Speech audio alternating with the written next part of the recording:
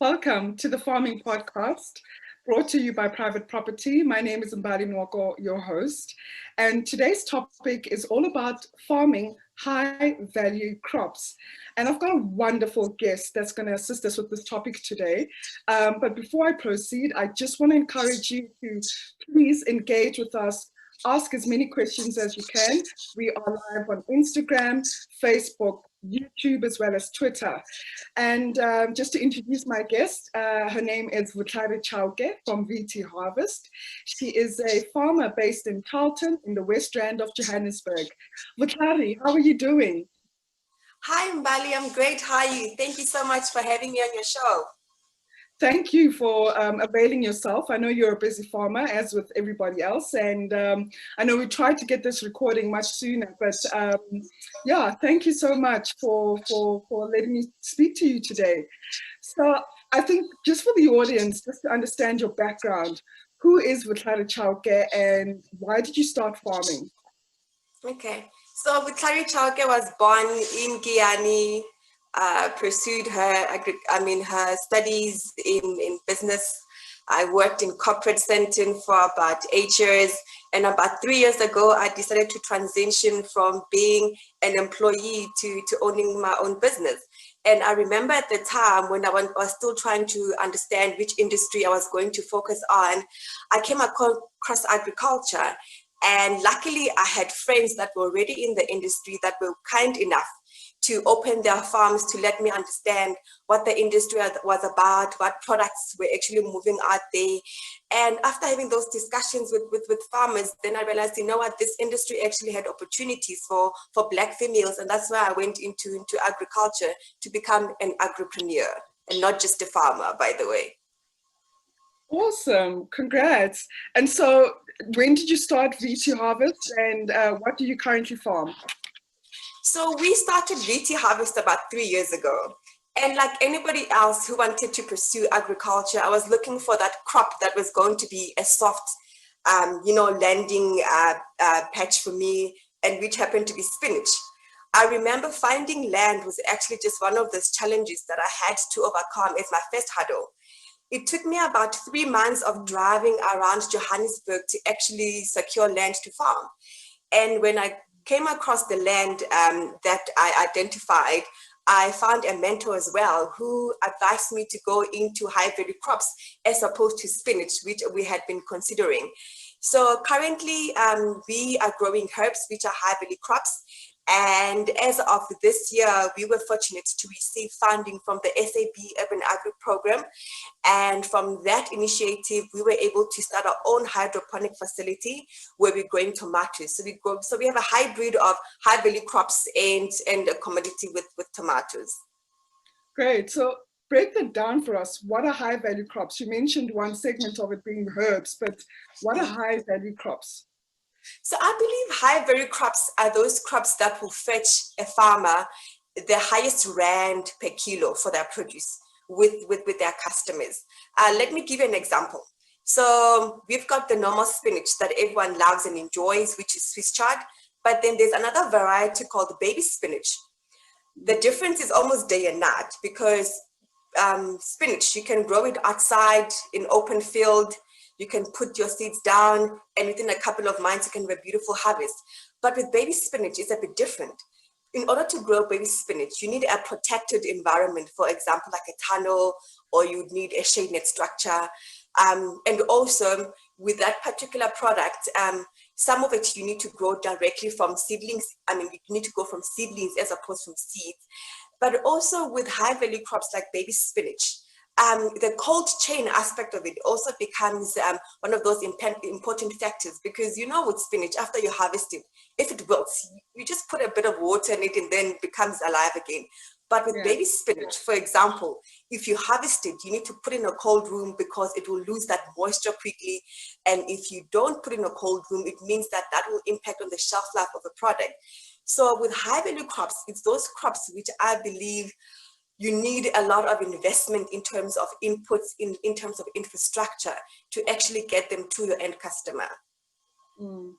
And so with the high value crops, you mentioned that they have a short lifespan post-harvest, or they have a short lifespan post-harvest. Does that also apply to herbs as well, to tomatoes? Because I know there's things like cherry tomatoes. So does that apply to all high value crops or just some? I believe it applies to some. If you were to look at, for example, your peppers, and the reason that, for example, my business strategy has been not to send my produce to the national first produce market is because there isn't a cold storage facility. With your peppers, you can take your peppers to a place where there isn't cold storage and they'll still be able to have a longer shelf life. But with herbs, the story is a bit different because they lose moisture quite quickly. And in order for you to have that long shelf life, your cold storage becomes quite important. So it just depends on which high value crops a farmer will pursue, and that will determine the type of infrastructure that is required to ensure that the lifespan of that produce is prolonged for their customers. Awesome. So what type of herbs were you producing, or are you still producing? So when we started, we were growing rockets, like your normal rockets, your wild rockets. We were growing parsleys. Also, as an emergent strategy, we started growing coriander. I remember at the time when we started, we were also growing fancy lettuce because that was also a fast mover for us. So herbs became one of those crops that we're using just to rotate our soil so that we couldn't have pathogens building up in our soil. But I realized that herbs were such a big mover that we actually just started focusing purely on herbs because the market was there and there was such a good reception for us with the direct customers that we had secured for our produce. Yeah. So do you find that there's a huge demand for herbs? And if a farmer wants to maybe expand into producing herbs, or an affluent farmer watching this, listening to this conversation, and they want to start herbs, what type of markets would you say that they should approach? You've mentioned once being the fresh produce market is not really ideal because of the cold storage facility.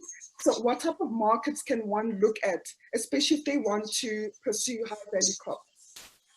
You know, herbs are such an exciting produce to grow.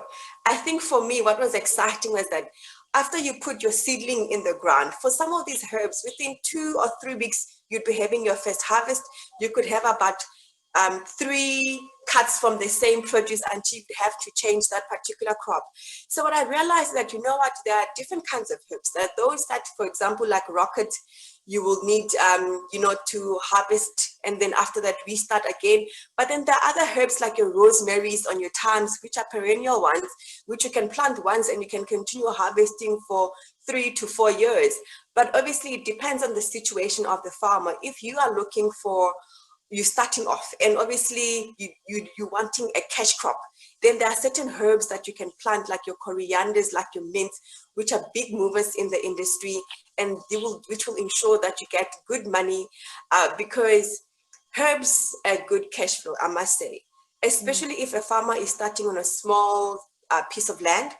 That makes sense because you're able to get your produce much quicker and you're able to get a bigger revenue out of it, as opposed to certain products where, for example, a kilo of spinach, you might be getting 6 rand a kilo, while a kilo for rocket, for example, you might get around 50 to 60 rand a kilo. That's what the difference is. Wow. So on that topic of herbs as well, if a farmer's producing those crops, what is the best market to sell those herbs? Fresh produce markets, must they sell directly to restaurants, greengrocers? Yeah, how has your experience been like? You know, one of the biggest determiners for where you're going to sell your market is whether you've got cold storage or not. And I keep on emphasizing on cold storage because that impacts on the quality that you will provide to your customer. So my strategy has been to have a diversified customer base. So I supply greengrocers, which are your vegetable shops. And the reason I supply greengrocers is because they can take my produce in bulk. So I don't need to put in fancy packaging for them or anything like that, because when I supply to them in bulk, then they will package those herbs in their own packaging and resell. But the downside to that is that I'm losing on another margin which I could be getting if I was putting those particular products in my own branded products, because then you're able to fetch a higher return for packaging. Because in all honesty, in agriculture, the money is in the agro-processing, which is packaging. So I'm supplying your greengrocers, I'm supplying a vegetable packaging house that will then supply to the main retailers, because they have the facilities to do the packaging on my behalf, which I currently don't have. Awesome. So what type of infrastructure would one need to consider for high value crops? Earlier on, you mentioned greenhouses, shade net structures. Now, if one had to farm in either of those two, what would you advise? To farm directly into the soil or hydroponically, like you've mentioned? You know what, growing in the soil would be the best way to start, because if your soil is good, you're able to produce those herbs. Herbs are not so finicky. Like I said, you can grow them successfully from directly in the soil, and that will reduce your costs of having to set up, you know, expensive infrastructure for hydroponics. But then obviously it's just like cars. There are different kinds of cars. There's your entry level, then you've got your super luxurious cars. So there are different herbs. There are those like rockets, which are easier, but then you get your super niche herbs like your microgreens, where, for example, instead of getting 50 Rand a kilo, you will get about 250 Rand a kilo. Because to produce a kilo of microgreens, you need a whole lot of other inputs to put on, to invest on, before you can get your money back.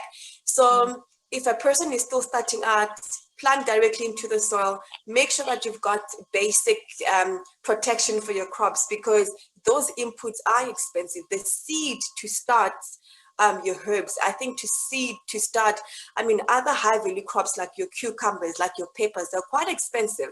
So as a farmer, you need to protect your investments. And that's why you find that those become a barrier to entry, because not everyone is going to have the capital to invest in tunnel infrastructure or a shade net. So if a person can start off by leasing maybe land where there's already infrastructure, then they're already 5 or 10 steps ahead. Let's talk about greenhouse tunnels, Vutlhari, whether farming directly in the soil or hydroponically. How many tunnels does a farmer need to have or invest in? Or if they found a farm that already has tunnels, how many tunnels should they start producing, whether it's the herbs that you've mentioned or fancy lettuce? How many tunnels do they need to start farming on to get a good return on investment? I started on 5 tunnels, and I realized that 5 tunnels was really not enough, because when you plant, your produce will not provide yield immediately. You will plant, it will probably take you 4 to 8 weeks. That is 2 months before you can harvest. And in that period, when you finish harvesting that particular crop, there needs to be another crop that is ready to harvest, because your customers expect a continuous and consistent supply. And that's why I realized that at least a minimum of 10 tunnels, we make sure that you have continuous supply for your customers, because you don't want to be a one-hit wonder. With the direct market, especially for fresh produce, you need to be consistent. That's what the customers are looking for consistency. When they say, I'm looking for this particular crop, they don't want to be hearing, oh, actually, the other tunnel is still small, so I'm going to come back after 4 weeks time.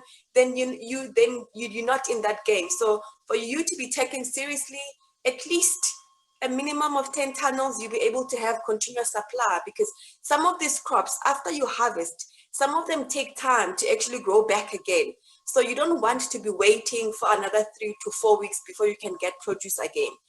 I mean, another strategy to combat that is if you stagger your planting, but if you want to have good volumes for your customers, then at least a minimum of 10. Great. So what I'm hearing you say is that to start off with high value crops, you need about a minimum of 10 tunnels to obviously get a return on investment. Supply in volumes. High value crops require a cold storage facility so that you can maintain the shelf life of the crop, and that farmers should look at alternative markets not only rely on the fresh produce market when you want to supply high value crops, but most importantly, consider the greengrocers and maybe supplying into packaging houses, because they would then send that product into retail.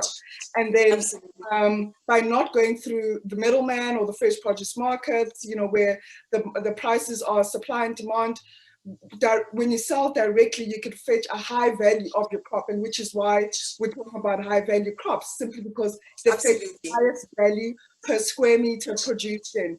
And then another thing that you're saying is that high value crops don't need large tracts of land. You could start off small, and it doesn't necessarily have to be hydroponic farming, but you can really farm directly into the soil. And so what is your experience, just to sum up these couple of years that you've been farming? You said your strategy was to go into high value crops because they fetch the highest money in the market, as opposed to general forward giant or spinach. What has your experience been like in farming these high value crops? And I ask in this essence, is it something that you're going to farm going forward for the next 10 to 50 years, for example, if you're still in the industry, hopefully? And is there less competition farming high value crops, or is there more? You know, is there a demand every single month, every single year of this high value crops?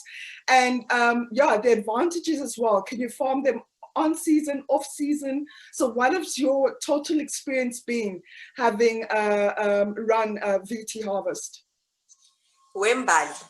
I was only considering high value crops until COVID happened. Wow. Wow. You see, the lockdown was such a massive wake-up call for me. Luckily, SAB had already invested in the hydroponic for us, and we had already started producing tomatoes, because when the lockdown happened, those high value crops were not moving. We couldn't get them off the ground. There was no market for them because the greengrocers were not supplying. You remember your high value crops like your herbs, your red peppers, the yellow peppers, those are being used in the fancy hotels, in the restaurants. They're putting them in garnishes. So if there are no events, if there are no fancy birthday parties, if there are no weddings, if the airlines are not traveling, that want that extra zhuzh from the chef, those high value crops are not moving. Yeah. Eh? I hear you. Proper school fees, hey? Yeah. So what did you do with all the crops that you had on the ground? Did you have to plow them back into the soil? Unfortunately, yes. Luckily for us, right, we don't plant a lot in winter, because generally people are not eating salads, people are not going out, so we plant less in winter. Winter is almost like a dormant period for us. That's when people take leave, because we know that our crops are not moving. So we had not invested a lot into the herbs, but still, hey, having to dig that stock into the ground was so painful. It was really painful. So I think I will continue to grow high value crops, because I've seen that they work. They ease a demand, even though the market is starting to get saturated at the moment, because a lot of people are now entering those spaces. What always differentiates one farmer to the next is the quality of their produce and the shelf life of their produce. And that will always be determined by the type of seeds that they plant, the type of fertilizers, chemicals, how they handle their produce. So for me, herbs, high value crops, still definitely, but as a wise and a prudent strategy, also have a crop that is being used by everyone, because when those herbs were not moving, Ubaba Baloyi selling in the township or at the taxi rank was coming to buy my tomatoes. That's how I was saved. So I think a farmer would need to have a hybrid model in terms of product lines. Wow, thank you for sharing. That's such a valuable lesson, because I think when we go into business, we don't look at the risk factors in terms of what if X had to happen? What if we have a global pandemic once again? So we need to really think about these things, and also start our businesses, and especially our farms, in such a strategic way where we can adapt to market changes and things like that. So thank you for sharing that with us.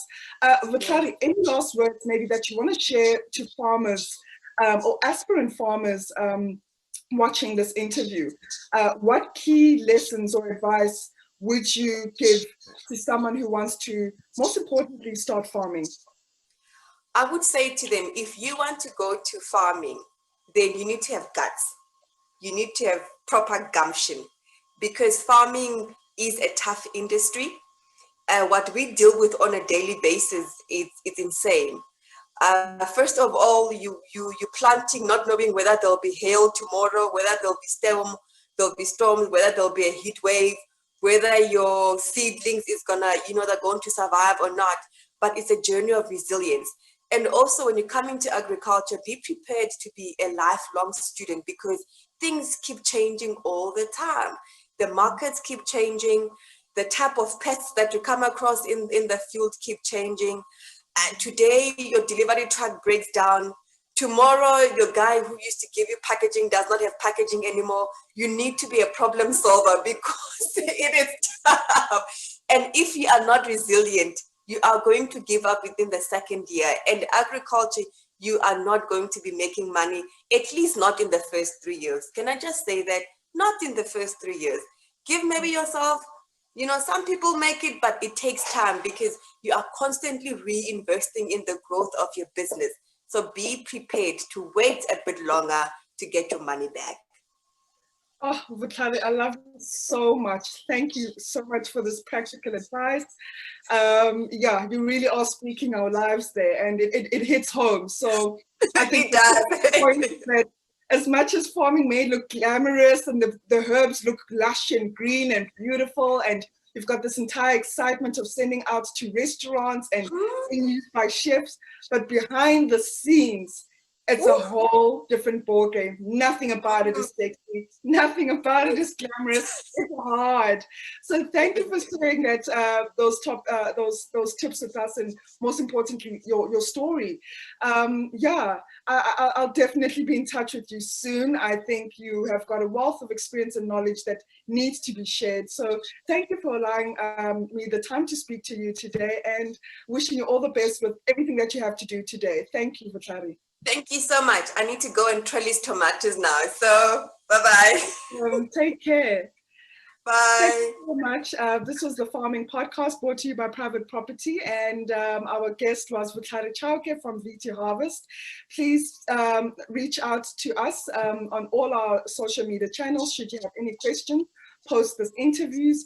However, yeah, the next episode will be aired on Tuesday next week, 1 o'clock at the same time, and I will see you then. Thank you. Awesome. Thank you, V.